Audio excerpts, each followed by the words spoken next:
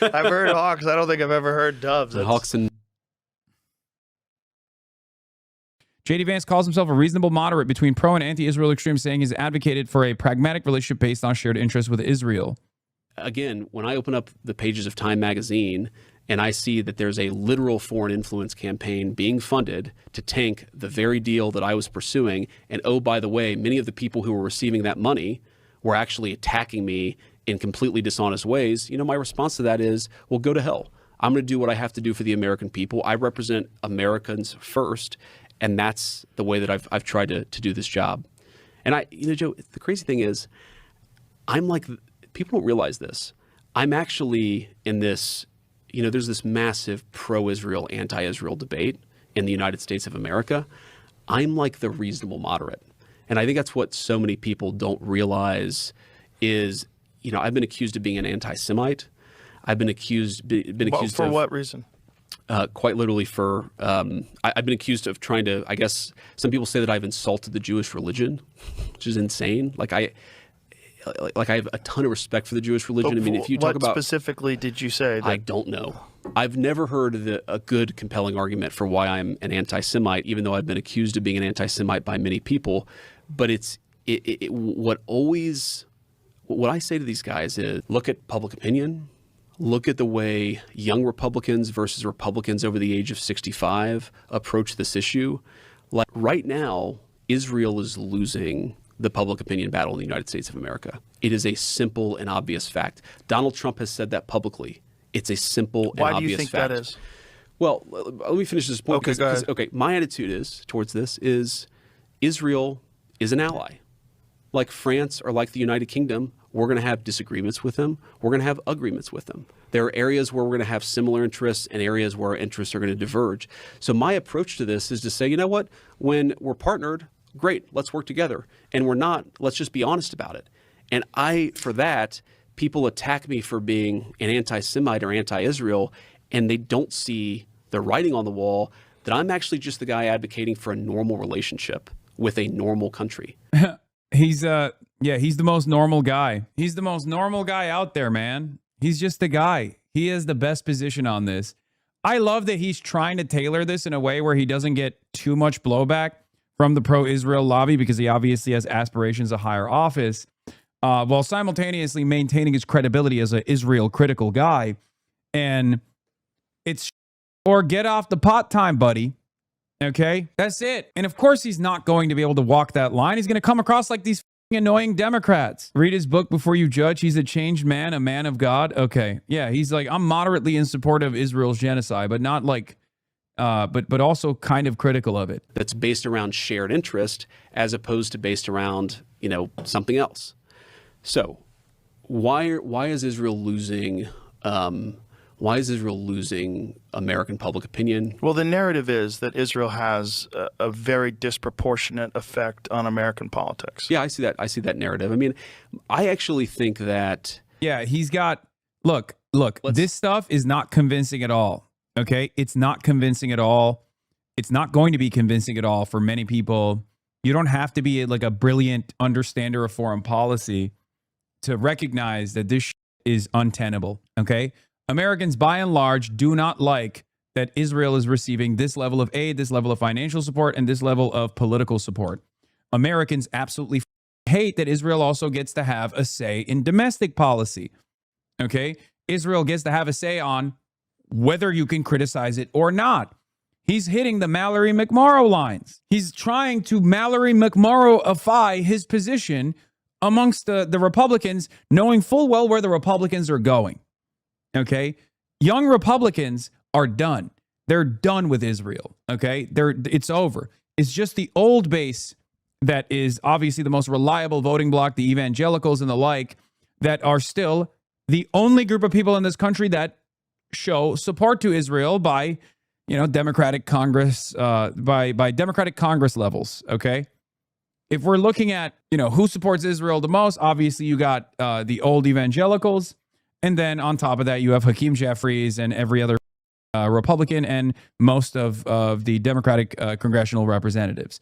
every single person in the Senate as well, pretty much every single person in the Senate. So I don't even know who this is for. I guess he just wants to position himself as like Israel critical for his presidential aspirations, but I don't know how you make it out of the Republican primary with that attitude, especially given that young Republicans are not exactly a reliable voter block anyway. It's always the old Republicans that are voting for the Republican Party. Do they try to influence American politics? Yes. But like I said earlier, a lot of other countries do. I think to the extent that Israel does, I think some are better at it than others. I think the Israelis are definitely more effective at it than most, but I wouldn't say that they're the only. Oh, everybody does it, dude. Really? Everybody does it? Everybody does it? Yes, really good internal poll just came out from American Priorities from Data for Progress. I know. I will get to the Abdul poll in a second. By any means that tries to influence American politics. I just think you have to be self-aware about it. I mean, why wouldn't you? It's a country of 9 million people. We have 330 million people. And so, of course, they're going to try to persuade Americans. They're going to try to move Americans in one direction or another. I think that's just the nature of the beast. But it's more than that. The concern is that they're spying on American politicians, that they're... Yeah, East Timor, the worst influencer of American politics. Albanian PAC is influencing American politics big time. Estonian PAC. Nobody ever talks about how much influence the Estonia PAC wields on American foreign policy, on American domestic policy. There's no comparison, okay?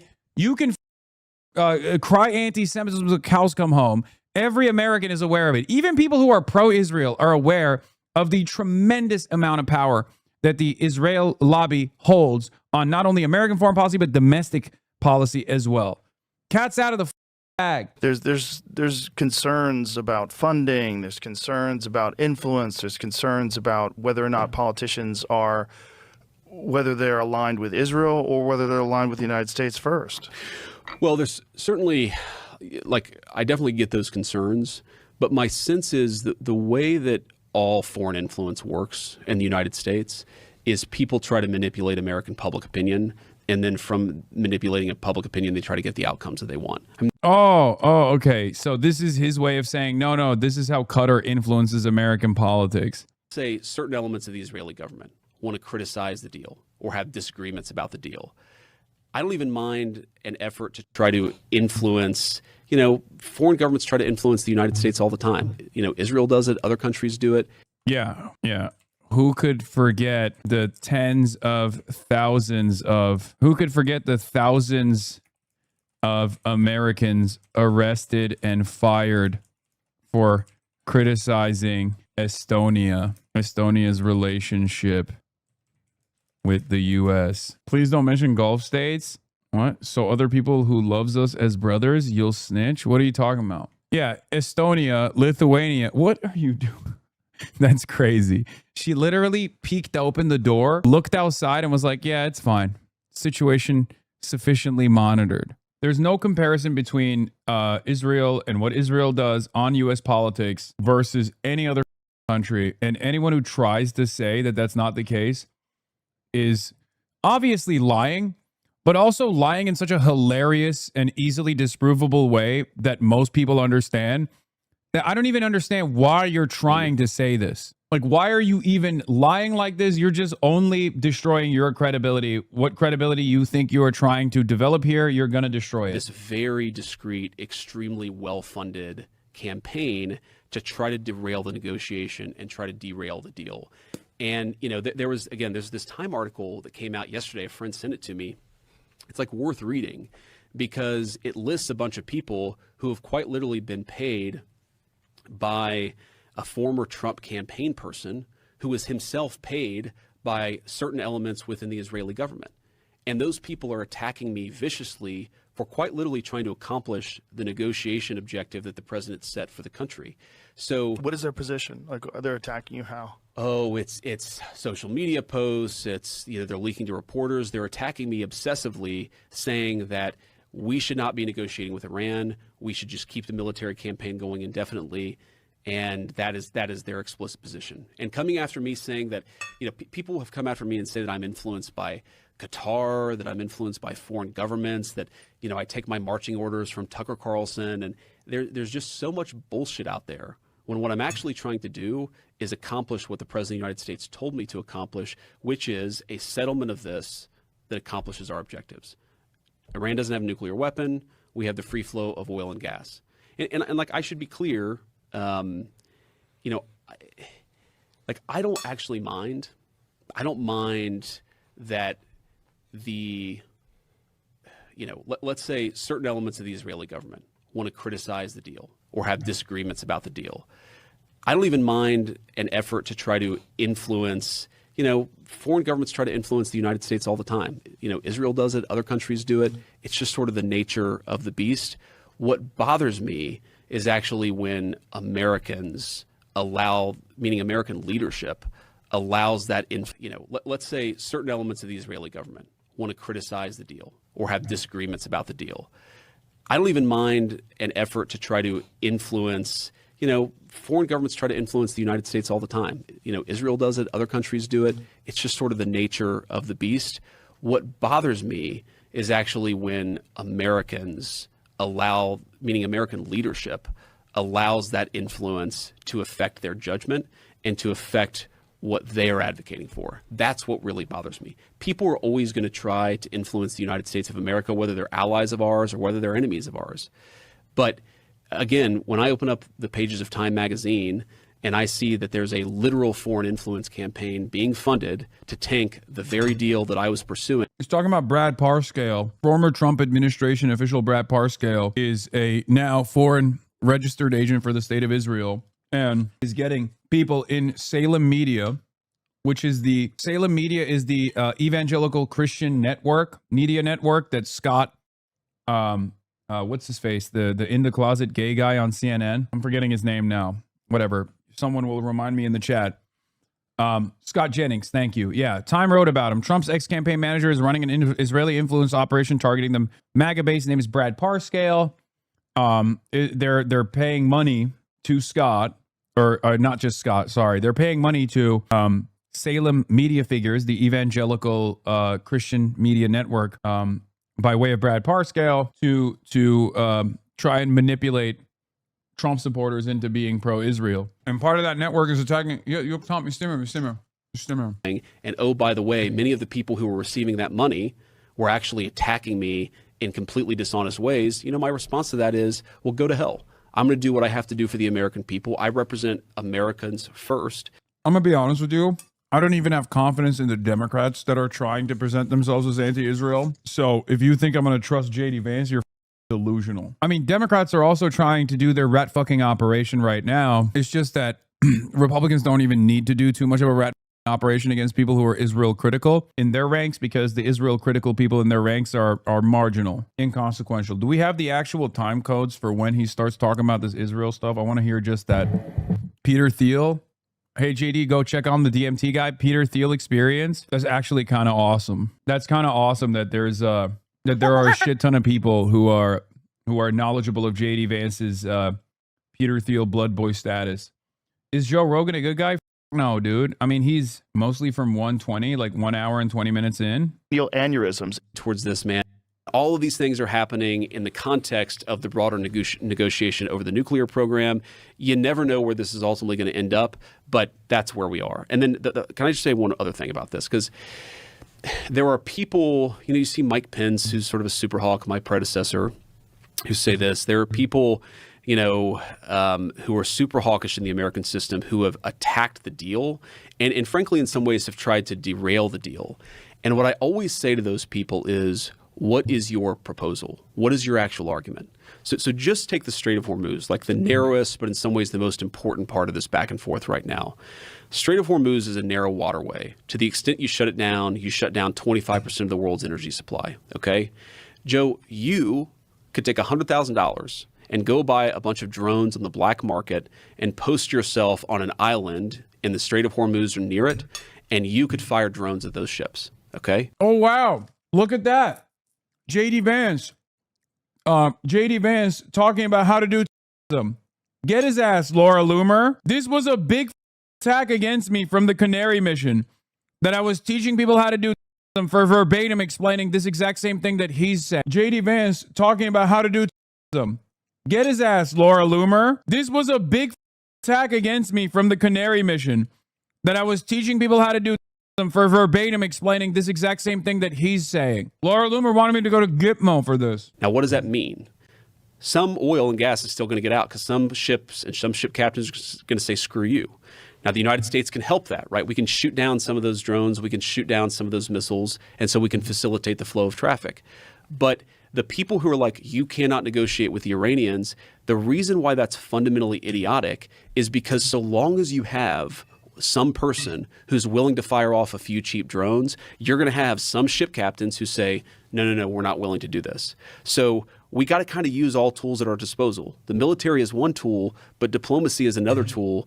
And I'm very frustrated by the Americans and frankly by people in other countries who are like, you cannot negotiate with the Iranians. Well, then what is your proposal to get people to stop shooting at ships in the Strait of Hormuz? You can bomb them. You can take away their radar. You can take away some of their drones and some of their missiles, but it's just too easy to fire at ships in the straits. So you've got to actually be willing to talk and to try to figure out the problem. What is their proposal? The people that think you shouldn't negotiate with Iran. I think that their proposal is to bomb and bomb and bomb. And the honest view, Joe, is that they do not actually have a solution. If you actually ask them, what do you want us to do? What is the goal that you're trying to achieve? You know, they'll say things like, we'll just bomb them to oblivion. Okay, we can do that. We can drop a lot of bombs, but what does that accomplish if there's still a crazy person who's still unwilling to shoot a few drones at the Strait of Hormuz?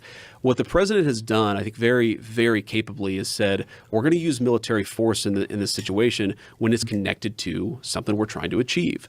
So if you shoot at ships, we're going to shoot at the facilities at which you used to shoot at the ships.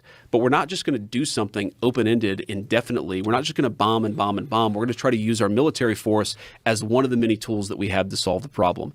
And obviously, It's so funny that he's having this conversation with Joe Rogan when he should be having this conversation with Donald Trump, the president. Because obviously he's here to like do this good cop, bad cop shit, right? Oh, I'm in favor of a ceasefire. I'm trying my very best, but there's outside forces that are stopping me. A big part of the reason why he's saying this also is because he wants to run for president, okay? He knows where the winds are blowing and he wants to get ahead of it. But the problem is when you're saying this bias, but I think that's exactly the right approach. I actually, you have to read between the lines a little bit, because if you look at what Mike Pence or some of the conservative hawks, like people who voted for us but have been very critical of me, very critical of the administration, if you actually look at what they're proposing, they just want the military campaign to go on forever, and they can't actually identify what it is that they're trying to accomplish. None of them can identify what it is they're trying to accomplish. And I read two things between the lines. I think some of them want us to accomplish a complete change in the government of Iran, to topple the clerics and to replace those clerics with somebody who's, much friendlier. But like, look, what is our experience with doing that? It's not awful. good. It's not good, right? And so, like, if the Iranian people want to rise up and change their government, bro, this reads as him dunking on Trump. I know that Republicans have tremendous cognitive dissonance for the most part, and they don't think that Trump is capable of doing anything wrong. And therefore, he can just like basically unload into Trump. And yet most people will assume he's not talking about Trump. But this is literally just him campaigning against Donald Trump and the way that Trump has handled the crisis that he started. But we're not going to send 150,000 ground troops in order to accomplish a change in a regime unless the people on the ground themselves want to accomplish that outcome. Now, we're not going to send the troops in regardless. But like, to propose sending in the troops, you're basically saying that the U.S. military should do the job for the Iranian people. We're not in that business anymore. We're just not. And then I think a second outcome that people are, whether they're aware of it or not, is what I call the Libya outcome. So if you look at the end result of our Libya policy after Gaddafi was killed by the Obama administration, by the way, again, a very stupid decision. What happened? Libya basically turned into a failed state. You had a refugee crisis. You had people pouring into Europe, pouring into other parts of Asia, other parts of Africa. You had a lot of violence, a lot of terrorism come from that. I do think that there are people who would like that to be the outcome in Iran. But then I say, again, what is in our interest? How is it in the United States' interest to have 94 million desperate people flood? Okay, that's a good point. Someone said, but that's already smarter than Kamala Harris's tactics after being handed the nomination. Ironically enough, if Kamala Harris did this as vice president, Trump would not be president right now. Flooding into Europe, flooding into the United States, to have, sort of the terrorist infrastructure that can get established when you fan terrorists all over the world. We've run this experiment before. And so our policy right now, what we're trying to accomplish is get the straits open, ensure the free flow of oil and gas, obviously want to keep the Iranians from having a nuclear weapons program, and using the tools of diplomacy and military power to accomplish that. And Libya failing and the collapse of Libya is a lot of what's fueled the migrant crisis in Europe as well, correct? Exactly. That in Syria, another failed state that was created by bad Middle Eastern policy. So there is precedent for the United States doing this. Every time that it has happened, it's caused a refugee crisis, it's caused a spike in terrorism, and it's also, not incidentally to the moral considerations, it's led to a lot of innocent civilian deaths. Now, what was the talk about? I think the number was like $300 billion in concessions to Iran to rebuild. And so this is another just bullshit argument that the critics made against the deal. And again, just to back up a little bit, this is my own little hobby horse, but look, the coalition that Donald Trump piloted to the 2024 election campaign, it was a landslide. We won 7 states. It was historic. Nobody, certainly no Republican. Marginal victory, by the way, regardless, on an economy election where everyone was screaming bloody murder about the economy. Marginal victory. It was not a mandate. I guess the only thing that was unprecedented was the fact that Republicans won the overall vote for once. First time in a long time, folks. First time since 2004. Big deal. That's a big deal. And had actually led a coalition like that at least since the days of Ronald Reagan. So literally before I was alive. Which once again, in 2000, they didn't win the majority. Live. Okay. So Donald Trump wins this great coalition. And look, it's got hawks and it's got people who hate foreign wars, okay? It's got people like you and people like Tucker. It's also got people like Mark Levin and others, okay? I just accept that as a reality. That's part of the coalition. I don't say that anybody is welcome or unwelcome. I say that if you're willing to sort of help us, you're going to get a lot what you want. You don't get everything that you want. What has really annoyed me about the hawkish side of this thing is they attack any effort to negotiate. They attack the president. They attack me personally. Donald Trump is betraying me. Well, wait a second. If you want to have a hawkish policy towards Iran, the idea that Donald Trump has betrayed you because he's also trying to negotiate to get a good outcome for the American people is crazy. And so you've seen a lot of these people completely flip on him, and that brings me to the $300 billion point. What we did with the MOU is we actually worked not just with the Iranians, but with the Gulf Arab states. what is the term MOU? What does it stand for? Memorandum of Understanding. It's the basic structure that we set up for the negotiation. So what happened here is, okay, so people sort of think of the Middle East as like Iran versus Israel. I think a lot of people do. There's also a massive number of Gulf states that are really important, good allies to the United States. They and Israel don't always see eye to eye, but we're obviously very close to both Israel and to the Gulf states. And the Gulf states actually came to us and said, you know what? If the Iranians are really willing to change their behavior, we'd like to invest in rebuilding their country. Now, whether they change their behavior is something that's going to be determined over the long term, right? We want to see real changes. We want to see them to stop funding terrorist organizations. And also, of course, none of that money comes from the United States. Yeah. Here's why this wishy-washy in between the lines bullshit doesn't work, because Donald Trump ripped apart the JCPOA. Donald Trump is literally Israel's biggest blood boy. Donald Trump is as big as a blood boy to Benjamin Netanyahu and Israel as J.D. Vance is to Peter Thiel. So obviously, it doesn't matter what you say because he's done everything. Whether they change their behavior is something that's going to be determined over the long term, right? We want to see real changes. We want to see them to stop funding terrorist organizations.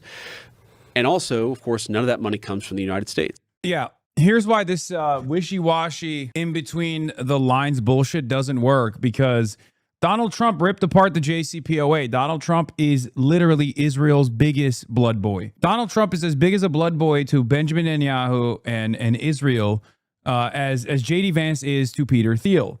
So obviously, it doesn't matter what you say because he's done everything that you're currently being critical of. And it's weird because this interview is not taking place during the MOU. This interview is being released right now, which means that you know what Trump is saying and doing. Last night he went on Fox News and said the war continues. We're going to keep pummeling. We're going to keep destroying Iran. We're going to keep doing it. It's unbelievably inconsistent. But it also makes me wonder, like, who is this for? Who is this for? What Republican watches this and goes, yep, this makes sense to me. Yeah, I hate guys. I love Trump, but I hate guys that are pummeling Iran and don't want to do diplomacy.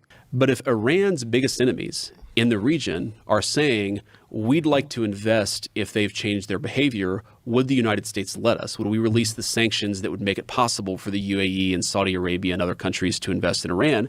Our attitude was, well, isn't that a victory for us? If Iran's biggest enemies see that they have changed themselves so much that they're willing to invest in the Iranian economy, isn't that like the definition of a win-win? And then you had all these people saying, no, you can't give them $300 billion. It's like, we're not talking about giving them The King Roach is glazing this interview. Yeah, but the King Roach is also talking about Lindsey Graham being the GOAT. So I don't know what chip he has downloaded today. He's pro JD Vance, but also pro Lindsey Graham. Like, none of it makes sense. But I guess it doesn't really matter because none of these guys have a consistent position here. They're not, they're not attacking the issue from a principled stance. They're all just a sequence of different grifters. Also, there's the other side of this, which is Asmongold is very stupid. And I think it's really funny that a lot of people don't realize that, don't recognize that, or don't in some way, shape, or form, like add that into their calculus. He's just dumb, man. That's it. $300 billion. We're talking about letting other countries invest in Iran if Iran has changed the way that it treats the Gulf Arab countries. It's fundamentally between them, meaning the Iranians, and the Gulf Arab countries. So there's this line in the MOU that basically says that if Iran meets all of its obligations, then we will permit other countries to invest in Iran. That's it. And that, like, again, the hawks attacked us and misrepresented this and lied about it and said the Trump administration is going to give the Iranians $300 billion. And it's totally fake. It's completely made up. And it was done purely in order to politically tank the negotiation. So there's been this interesting dynamic here where as we've been trying to negotiate, there have been these extraordinarily well-funded efforts to tank the negotiation, to prevent us from reaching a deal, to change American public opinion, which, by the way, if you look at the public opinion, people love the idea of actually getting to a final resolution on this thing. Americans they're not game for long-term, open-ended regime change wars in the Middle East. They're okay with us using the military to accomplish discrete objectives. They're not okay with open-ended obligations. What do you think the motivation of the hawks is? Do you think this is? Are they influenced by defense contractors? Are they what's the reason why they're so keen on continuing to bomb? I think with any big group of people, you have a diversity of opinions. So sure, I'm sure that. You have people who are influenced by defense contractors. There's a lot of talk about how much is the Israeli government influencing American politics. And there are certainly certain people within the Israeli government who hate the deal. And we see exact evidence. There was a Times story that came out yesterday that basically there are certain. All right, we saw this. We watched this already. I take my March explicit position. And coming after me saying that, people have come after me and say that I'm influenced by Qatar, that I'm influenced by foreign governments, that, I take my marching orders from Tucker Carlson. And there's just so much bullshit out there when what I'm actually trying to do is accomplish what the President of the United States told me to accomplish, which is a settlement of this that accomplishes our objectives. Iran doesn't have a nuclear weapon. We have the free flow of oil and gas. And like, I should be clear, this coming right after Donald Trump said Iran are scumbags and cannot be negotiated with makes this conversation all the more funnier. Of course, Joe Rogan is not a capable vessel to have this conversation. He can't just be like, well, Trump said last night that, Iranians can't be dealt with. Like everything you've described so far, Trump verbatim said last night. Like, are you at odds with Trump? Like, I don't actually mind. I don't mind that let's say certain elements of the Israeli government want to criticize the deal or have disagreements about the deal. I don't even mind an effort to try to influence, foreign governments try to influence the United States all the time. Israel does it, other countries do it. It's just sort of it's just the name of the game, man.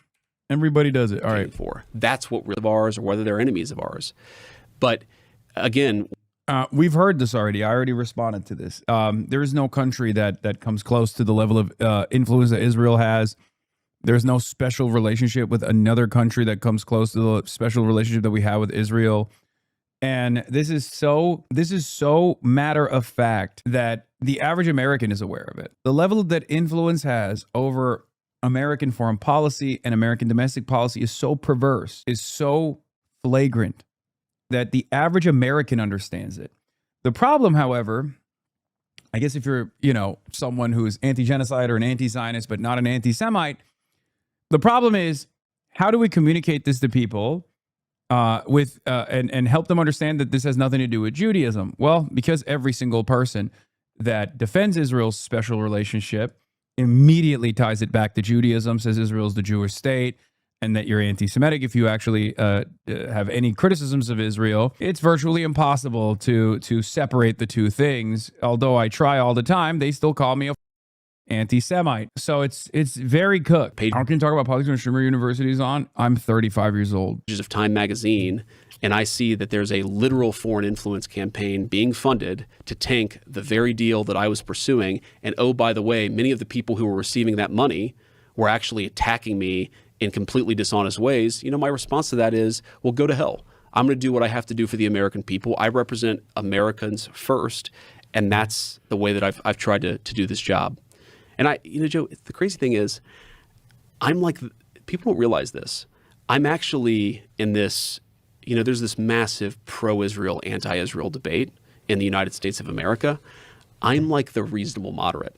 And I think that's what so many people don't realize is, I've been accused of being an anti-Semite. I've been accused for what reason?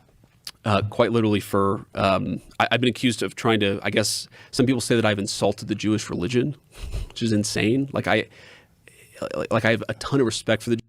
Yeah. We covered this part too. He's talking about disrespecting Israel. Young Republicans versus Republicans over the age of 65 approach this issue. Right now, Israel is losing the public opinion battle in the United States of America. It is a simple and obvious fact. Donald Trump has said that publicly. It's a simple and obvious fact. Why do you think that is? Well, let me finish this point. Okay, go ahead. Okay, my attitude towards this is Israel is an ally. Like France or like the United Kingdom, we're going to have disagreements with them. We're going to have agreements with them. There are areas where we're going to have similar interests and areas where our interests are going to diverge. So my approach to this is to say, you know what? When we're partnered, great, let's work together. And we're not, let's just be honest about it. And for that, people attack me for being an anti-Semite or anti-Israel, and they don't see the writing on the wall that I'm. I wonder if there's any way to exploit the friction between JD Vance and Marco Rubio as who will be the torchbearer of the MAGA movement, who will carry the MAGA movement next. I wonder if there's any way to exploit that on Cuba, because Marco Rubio is obviously spearheading the Cuba initiatives, and JD Vance is supposed to be this anti-interventionist. I just don't think he's a genuine person, so I don't know if that's even exploitable, but could be a really interesting angle to even get some kind of friction, to even get some kind of difference in communication. But I don't know. Actually just the guy advocating for a normal relationship with a normal country that's based around shared interest as opposed to based around, something else. So yeah, Marco getting Venezuela and Cuba while he gets Iran, yeah, that's terrible for him. If you put yourself in the shoes of Mr. Hillbilly Elegy for a moment, you will realize that Donald Trump is cooking JD Vance right now. This is janitorial duties, okay? He's picking up just like Joe Biden put Kamala Harris on Border Patrol. Kamala Harris had to do border-related shit. That's where this beautiful... Do not come. Do not come. That's where this came from, okay? When you get put on sanitation duty, when you get put on dookie duty, it's very clear that the president doesn't give a shit about your chances of becoming the next president. As a matter of fact, they're doing it on purpose. They're trying to get you to not be president. JD Vance was put on sanitation duty. Marco Rubio, on the other hand, has the pristine and perfect, easy to accomplish goals as the head of the State Department. Don Road Doctrine stuff is super easy to accomplish because we've dominated Latin America for a century. Okay, so I'm sure JD Vance is aware of this. So if he wants to be president, it would be good for him to attack from a consistent anti-interventionist framework. It would be good for him to attack Marco Rubio and all of his initiatives in Cuba that are utterly unnecessary and very cruel and will not actually yield any positive, positives for the American economy. Someone should get this over to Tucker Carlson, who could potentially get this over to JD Vance. Why is Israel losing? Why is Israel losing American public opinion? Well, the narrative is that Israel has a very disproportionate effect on American politics. Yeah, I see that. I super disagree with you in that. I mean, think about the negative consequences as far as like unlimited migration and a refugee crisis that we will create in Havana. That's another way to maybe stop this military operation, to be like, oh, do you want 9 million Cubans swimming to the Miami shores? Because that's what's going to happen if you start blowing up the country. That narrative. I mean, I actually think that do they try to influence American politics? Yes. But like I said earlier, a lot of other countries do. I think to the extent that Israel does, I think some are better at it than others. I think the Israelis are definitely more effective at it than most, but I wouldn't say that they're the only effective country by any means. Like Joe Rogan is the dumbest guy we know. And he's even like, to the extent that Israel manipulates American elections, that like, and has an unbelievable influential capabilities over American domestic affairs? Of course not. Nothing comes close. So even the dumbest guy knows. Tries to influence American politics. I just think you have to be self-aware about it. I mean, why wouldn't you? It's a country of 9 million people. We have 330 million people. And so, of course, they're going to try to persuade Americans. They're going to try to move Americans in one direction or another. I think that's just the nature of the beast. But it's more than that. The concern is that they're spying on American politicians, that there's concerns about funding, there's concerns about influence, there's concerns about whether or not politicians are. Joe Rogan's a little bit anti-Semitic. His critics come from there. Dude, at this point, he is probably one of the least anti-Semitic right-wing podcasters. So, like in comparison to Nick Fuentes, who Joe Rogan is a fan of, he's far less anti-Semitic than the average Republican independent media guy. Republican independent media is just two camps now. One that denies the Holocaust and one that's like kind of skeptical. That's Republican independent media at this point, okay? Joe Rogan is on the side where he's like, oh, I'm not going to like say anything about the Holocaust, but like, Jews are controlling the media, right? Like that's where Joe Rogan is, which is probably the least anti-Semitic Republican podcaster you can find. And then, sorry, I forgot, there's a third camp of Republicans.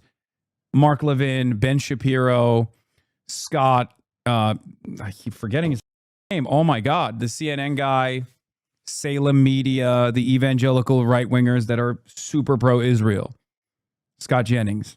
So the problem for many of these people, especially on the third camp, is that they don't really have a constituency. Their constituency is aging out. They're dying. They don't even watch independent media all that much. They watch Fox News for the most part.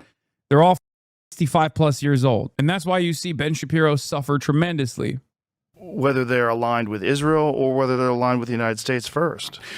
Well, there's certainly, I definitely get those concerns, but my sense is that the way that all foreign influence works in the United States is people try to manipulate American public opinion, and then from manipulating a public opinion, they try to get the outcomes that they want. I mean, this thing is a very good example of this.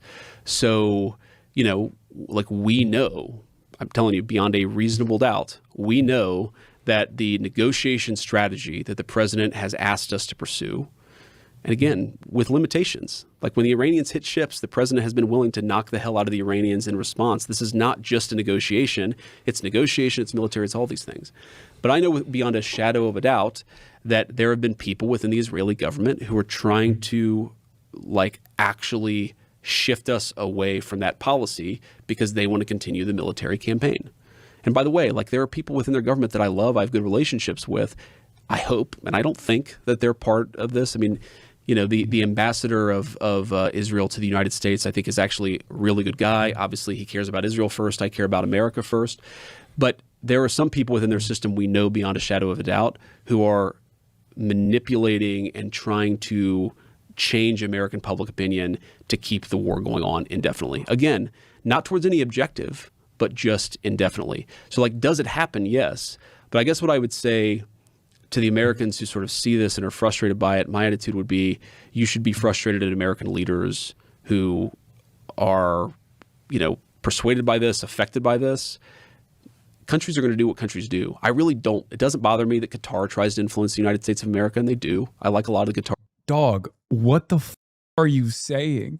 This is like when I get a Democratic rep on and I'm like, do you believe that Hamas deserves an Iron Dome? And they say yes. When a guy is trying to be like, well, everybody influences American policy, like the Qataris, and I love it. It's like, dude, just say Israel's influential and it's bad. Why would you say it's awesome that Qatar is also influencing American politics? That's so dumb. Because guess what? Now you pissed off everybody. The pro-Israel side went, see, he admitted it. Qatar is actually the puppet master behind American decision-making, okay? And they're pissed off. Most people are going to be like, dog, there is no level of control that Qatar has over American policy in comparison to Israel. The overwhelming majority of people think you're stupid for saying this, okay? You didn't win anybody over. Everybody thinks you're wrong for this statement. People look at this and go, I don't want any country influencing American politics. I want Americans to influence American politics. What are you saying?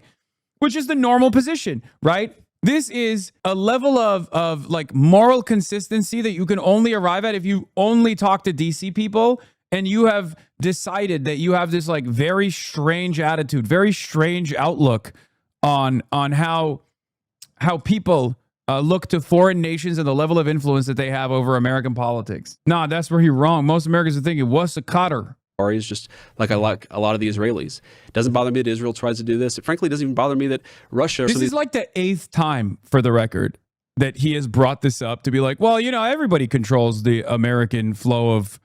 everyone has a level of influence and control over American politics. I mean, come on, dude. The other countries do it. It's just the nature of being a political leader in 2026. What does bother me is when those operations, those influence campaigns actually affect American political judgment, because they shouldn't, because we should be thinking what is in the best interest of the United States of America. Do you think that Israel is affecting American political judgment? I mean, I certainly think that there are a lot of talking points and there are a lot of arguments that make their way into American political discourse. I think there are a lot of social media campaigns that definitely influence Americans and affect Americans. Do I think that it's been dispositive on any particular issue? Like, I think that's a much more difficult question. Do you think that we would have started this war in Iran without the influence of Israel? I think the president, completely separate from any influence from Israel, believes very strongly, and again, I agree with this, that Iran should not have a nuclear weapon. Right.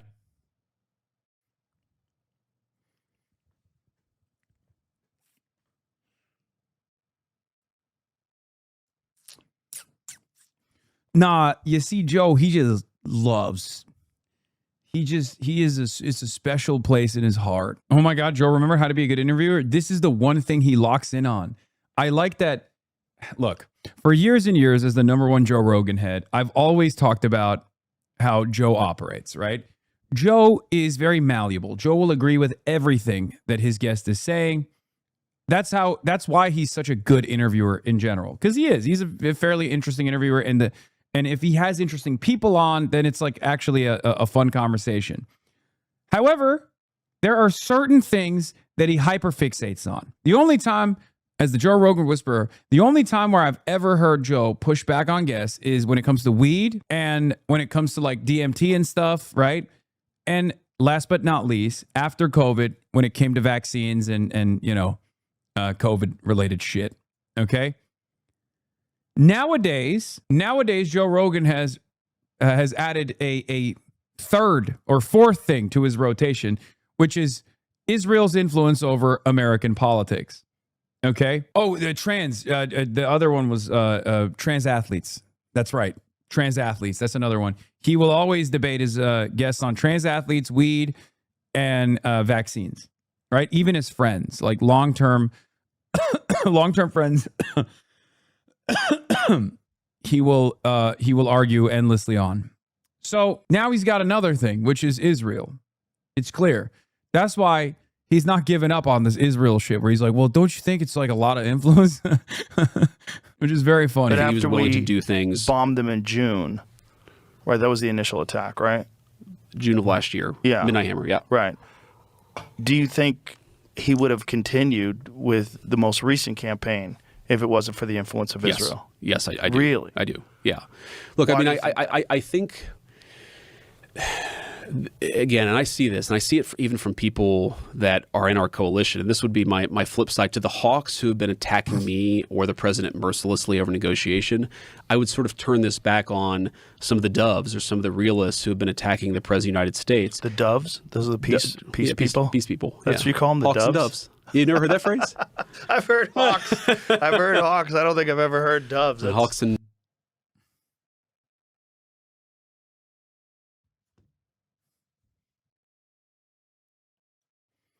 I'm not going to say anything. It's fine. He doesn't know peaceful doves. That doesn't determine how dumb he is. This guy's one of the top minds in American politics, man.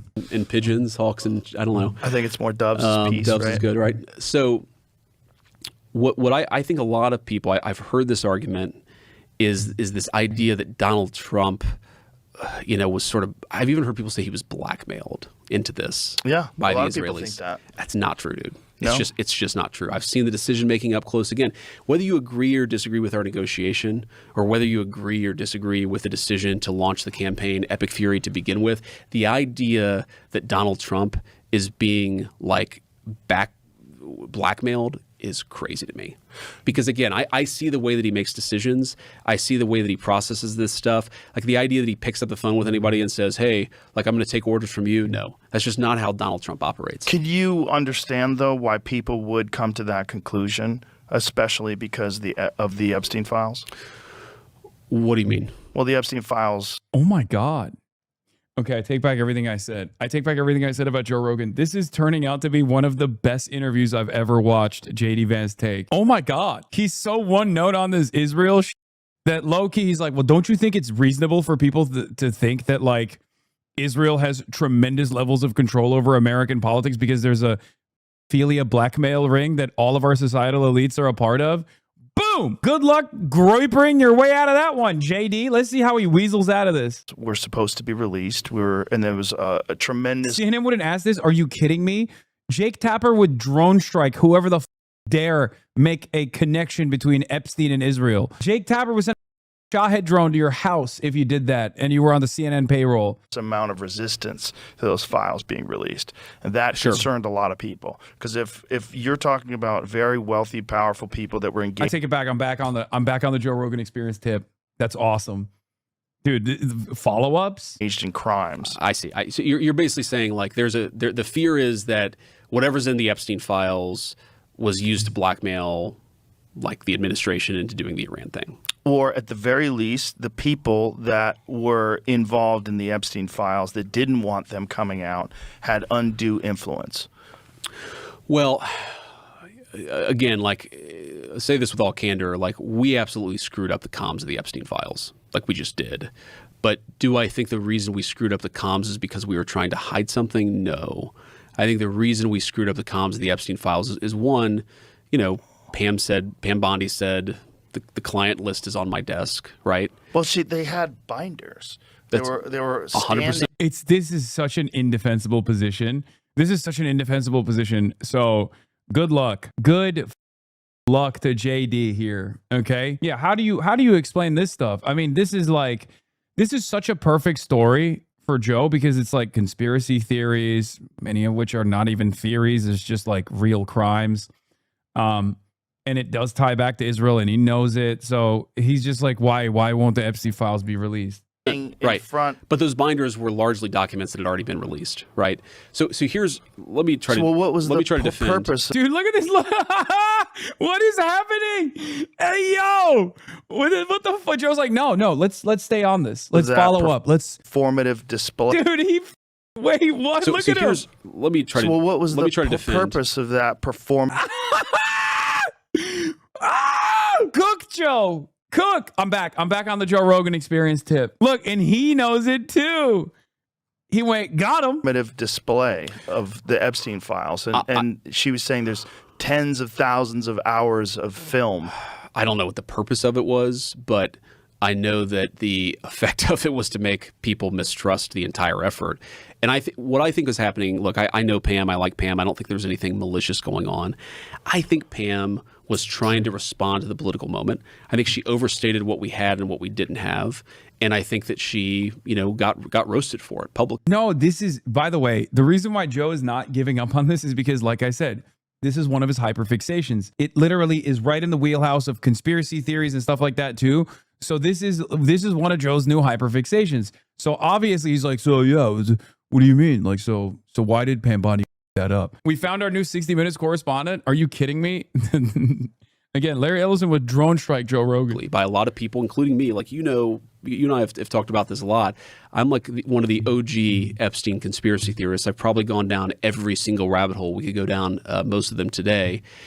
Look, the original sin of the Epstein investigation, and obviously I'm biased here, but it was not what Donald Trump and the administration did in 2025. It was, you have to go back to 2007, 2008. The original Alex Acosta investigation of Jeffrey Epstein, where he basically dropped the federal charges. I think Epstein ended up getting prosecuted on some sort of local thing.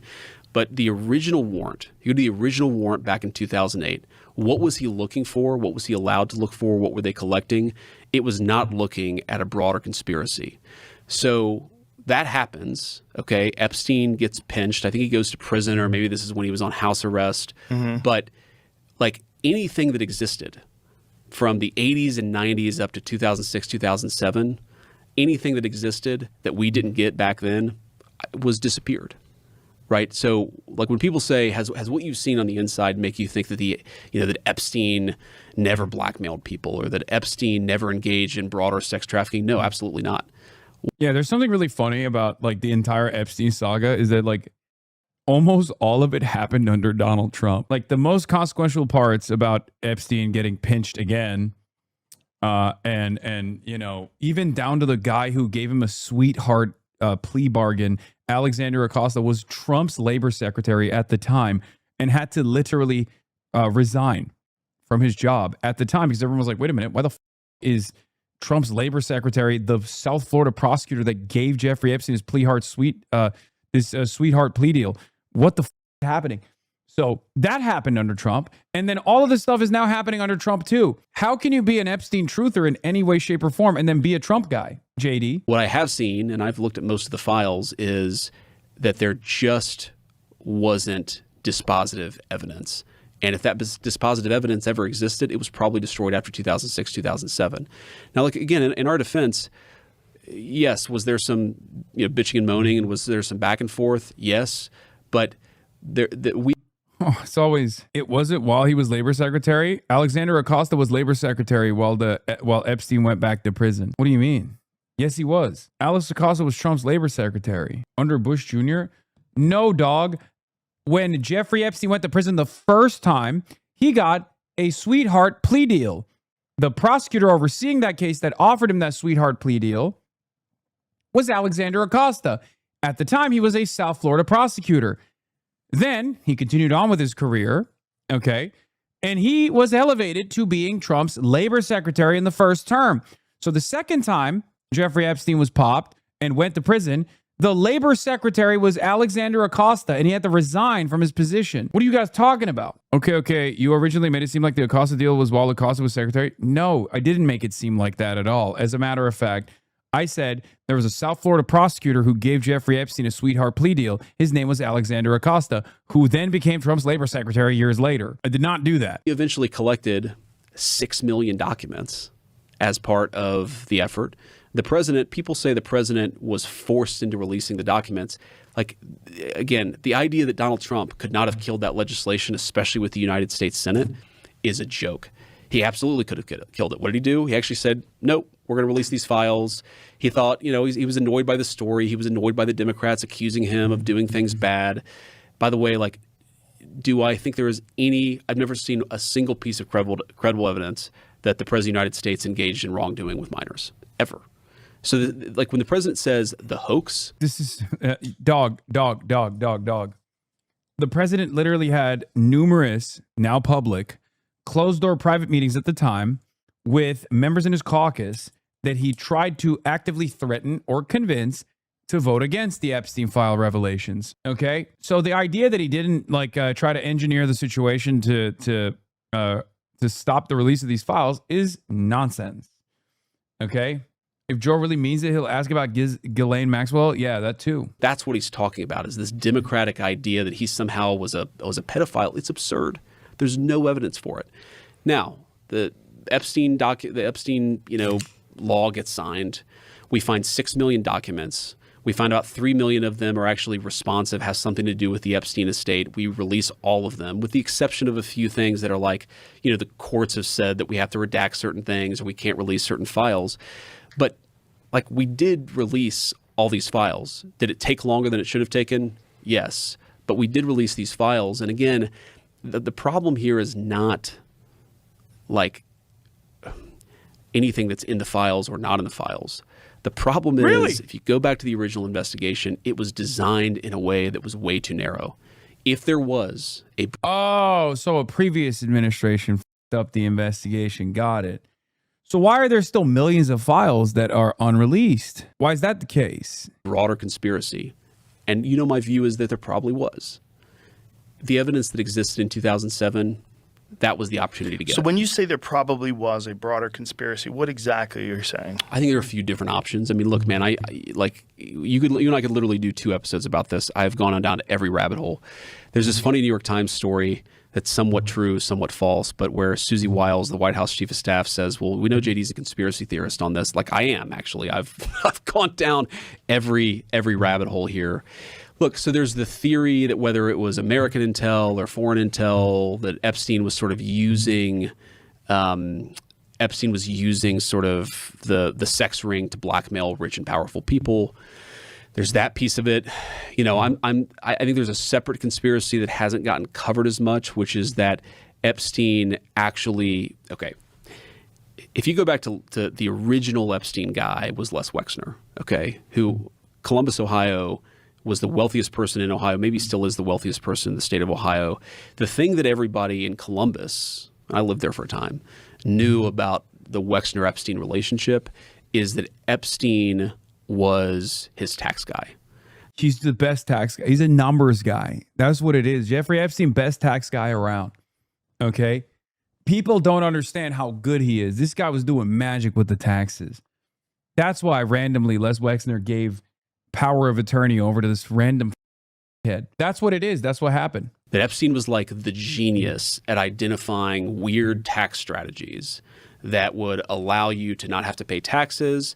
But if you were being a little skeptical, would also say that it would allow Epstein to either blackmail people or to have a separate nexus of influence and control on rich and powerful people. And so I think there's anything that's in the files or not in the files. The problem is, if you go back to the original investigation, it was designed in a way that was way too narrow. If there was so a previous administration f***ed up the investigation. Got it. So why are there still millions of files that are unreleased? Why is that the case? Broader conspiracy. And my view is that there probably was. The evidence that existed in 2007, that was the opportunity to get So it. when you say there probably was a broader conspiracy, what exactly are you saying? I think there are a few different options. I mean, look, man, I like you and I could literally do 2 episodes about this. I've gone on down every rabbit hole. There's this funny New York Times story that's somewhat true, somewhat false, but where Susie Wiles, the White House chief of staff, says, "Well, we know JD's a conspiracy theorist on this." Like I am actually. I've gone down every rabbit hole here. Look, so there's the theory that whether it was American intel or foreign intel, that Epstein was sort of using sort of the sex ring to blackmail rich and powerful people. There's that piece of it. You know, I think there's a separate conspiracy that hasn't gotten covered as much, which is that Epstein actually, okay, if you go back to the original Epstein guy was Les Wexner, okay, who Columbus, Ohio, was the wealthiest person in Ohio, maybe still is the wealthiest person in the state of Ohio.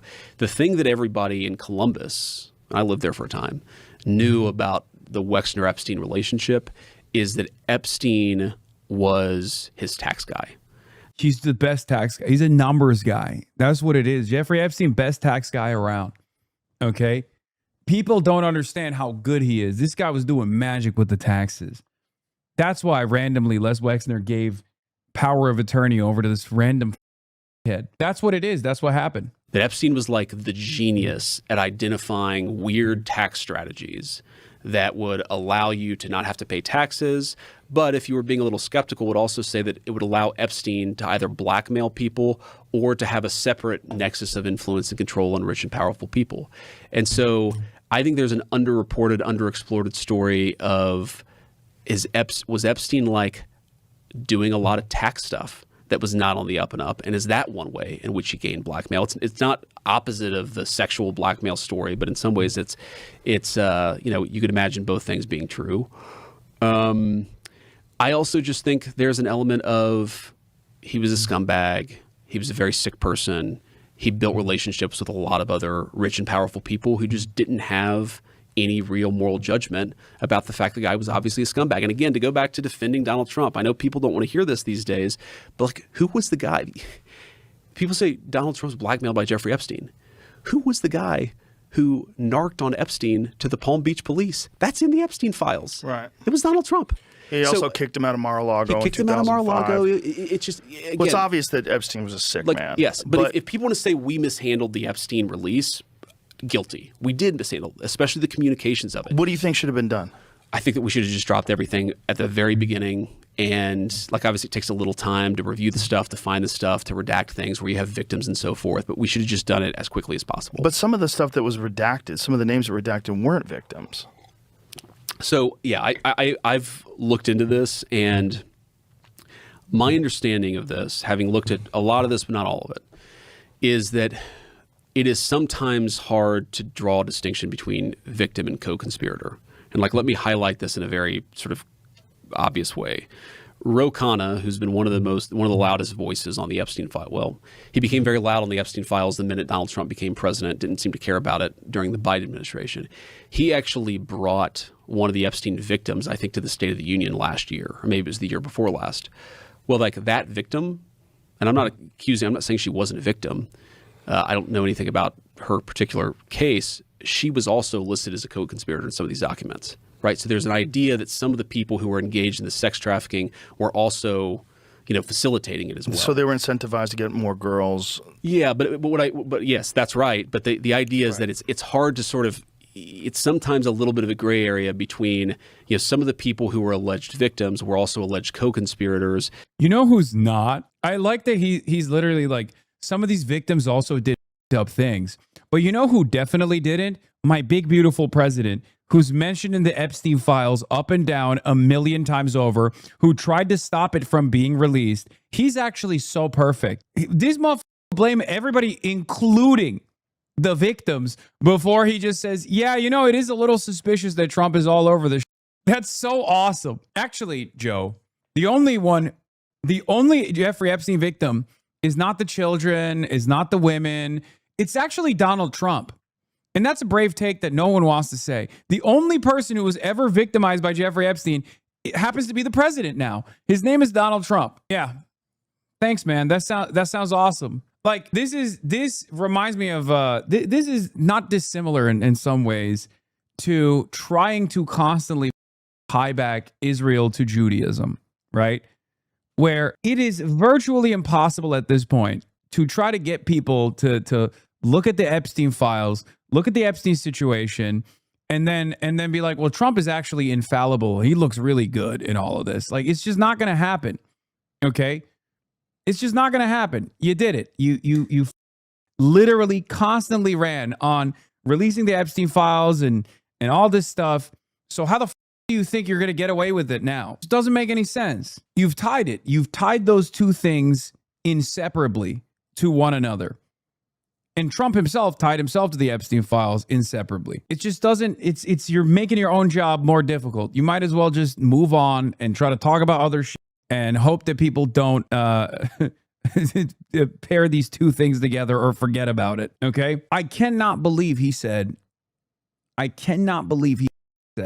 Donald Trump is the only infallible victim of Jeffrey Epstein, pretty much. Even the victims, well, they themselves did some crimes. And so what DOJ tried to do was kind of make that judgment as best they could and release as much as possible. But it's clear that he was trying. Like, there is no shot. Okay, also, here's the other side of the story, which, not great for people who want to defend Israel. The other side of the story is that there are a lot of connections to Israel with Jeffrey Epstein. Okay? And not only that, but a lot of people already have this suspicion that American politicians are being blackmailed by Israel. Joe Rogan brought it up earlier. That's the reason why he's having this conversation about the Epstein files, because in his mind and in the minds of everyone that's like paying attention to this, he's trying to make the connective tissue between Israel and the unfathomable amount of influence they have, tying it back to Jeffrey Epstein. The average person at this point in the United States of America that pays like half attention to any of this shit thinks that the Epstein files are part of the reason why Donald Trump won't actually do anything about Israel, won't actually tell Israel to stand down. That's how they operate. And it's not like a super far-fetched conspiracy theory either, because some of the things that Donald Trump does with his relationship to Israel are so unfathomable and so against the direct and indirect interests of the United States of America that, like, even we joke around about it here where we're like, oh, they're going to, the first time Donald Trump talks shit about Israel, we're gonna start seeing some leaks. Because when something is inexplicable, people are gonna try to figure out a way to explain it. And it's sitting right there. It's sitting right there. So it's kind of tough for people to not make that assumption. To get in contact with people that he felt were influential. It was clear that he was trying to get people to get together on the island and meet at parties. So there was something he was doing where he was trying to either influence people or compromise people. Correct. So it's not, there's some sort of an operation that was going on. There is a story there, and, I will go to my deathbed believing there's a story there, but I can't prove it. And I promise you there's not some document that at least I'm hiding that allows us to prove exactly what was going on. Well, this would be a totally reasonable thing for basically any other human being to say, with the exception of the Vice President of the United States of America. There's like maybe maximum 100 people on the planet that can't say what you're saying right now. Okay? Oh, I'll go to my deathbed wondering what happened. You're the VP. You're the VP. What are you saying? It's like Ghislaine Maxwell being interviewed by Joe Rogan being like, I will never know what happened. It's like, you were there. Ghislaine, I think you were there. You were a part of it. And with JD Vance, it's like, if you're that confused, go the down to the files and take a look. That's what's so funny about it. He's like, Joe, between you and I too want some answers. Wow, really? Oh, you do? You want answers, don't you? That's interesting. Rogan fans are trashing the apartment they all share right now. That's on and out. He was also trying to get scientists, and this is one of the reasons supposedly 100%. Why he got that ranch in New Mexico. So a friend of mine has this element. Okay, sorry, I should step back. Conspiracy theories. One of the ways you discredit a conspiracy theory, I thought about this a lot, is try to hide it. Another way you discredit conspiracy theory is by flooding the zone. So one of the things I've tried to do when looking at all this stuff is to try to understand sort of where it fits in and to, try to separate. Dude, why is he doing this thing where he's like putting his arm around Joe and being like, Joe, you and I, we're both trying to figure out who's an impediment to all this stuff. Who's an impediment to who is creating unnecessary hurdles for us to find out more. You're the VP. You're not some random guy. You're not Duncan Trussell. What are you talking about? You want to figure out who did this. Don't do this. I'm just like you shit. You're not. You're not like Joe Rogan. You're not like me. You're not like an average American. You're the vice president. Who is looking at this and going, yeah, no, this is great. Well, JD Vance sure convinced me. We're all just looking for answers, man. Joe, you and I, we're both looking for answers. I'm just as confused as you are. Okay, go look. Separate the real from the fake. But one really interesting element of the whole Jeffrey Epstein saga. Okay, so he dies in 2019, right? This is at the very end of the first Trump administration.